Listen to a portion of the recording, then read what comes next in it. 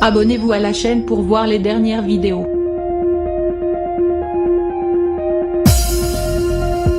Événement pour les fans de classe égale à HRL Koh-Lanta. À partir du 24 août 2021, TF1 diffusera une nouvelle version à l'Star afin de fêter les 20 ans du programme. Ainsi, 20 aventuriers emblématiques se sont envolés pour la Polynésie française afin de s'affronter dans des conditions encore plus difficiles. Pas de riz ou de confort pour cette saison, ce sera à la dure. Autre changement et pas des moindres, mais qui ne concerne pas les participants, la date de diffusion. Un sujet évoqué par la productrice Alexia Laroche-Joubert lors de son passage dans l'émission Le Club de l'été, sur Europe 1, ce lundi 9 août. Quand la date de diffusion est tombée, les fans de Koh-Lanta ont eu une grosse surprise. En regardant leur agenda, ils ont découvert que ce n'est pas le vendredi mais le mardi que l'édition spéciale serait diffusée. Une nouvelle qui a surpris mais aussi parfois un peu agacé certains téléspectateurs. Lors de son passage sur les ondes d'Europe 1, Alexia Laroche-Joubert n'a donc pas échappé à une question sur le sujet. TF1 m'en avait parlé l'année dernière et je ne vous cache pas que je leur avais dit non. Mais cette année, s'il y avait eu une émission qui pouvait affronter un changement de case après 20 ans sur la case du vendredi, c'était justement cette série anniversaire.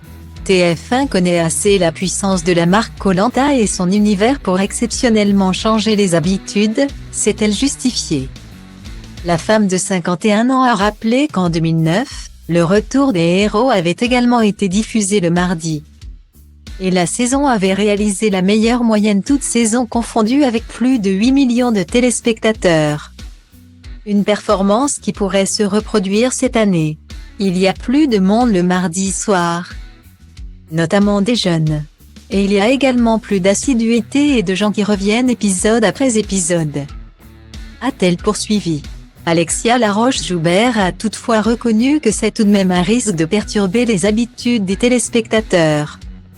C'est notre rôle de producteur que de suivre et d'affronter avec le diffuseur de nouvelles cases. Et c'est probablement une case qui avait besoin d'être rafraîchie d'autant que les séries américaines sont un peu chamboulées et que les audiences sont moins bonnes, a-t-elle conclu.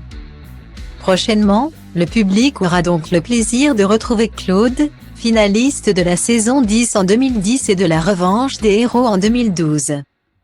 Éliminé des poteaux de l'île des héros en 2020, Teheira, finaliste de la saison 11 en 2011. Membre du jury final de la revanche des héros en 2012, de la nouvelle édition en 2014 et de l'île des héros en 2020 et Freddy, éliminé de la saison 9 en 2009.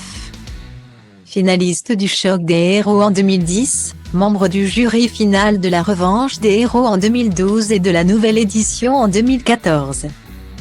Sam, membre du jury final de l'île des héros en 2020, Laurent Mestret, éliminé à l'épreuve des poteaux de la saison 11 en 2011 et vainqueur de la nouvelle édition en 2014.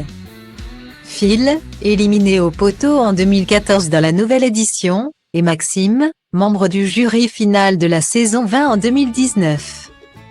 Namadia, éliminé au 25e jour, Koh-Lanta 2012, Patrick, finaliste en 2009 et a aussi participé en 2021, et Hugo, gagnant en 2012, ont également répondu présent.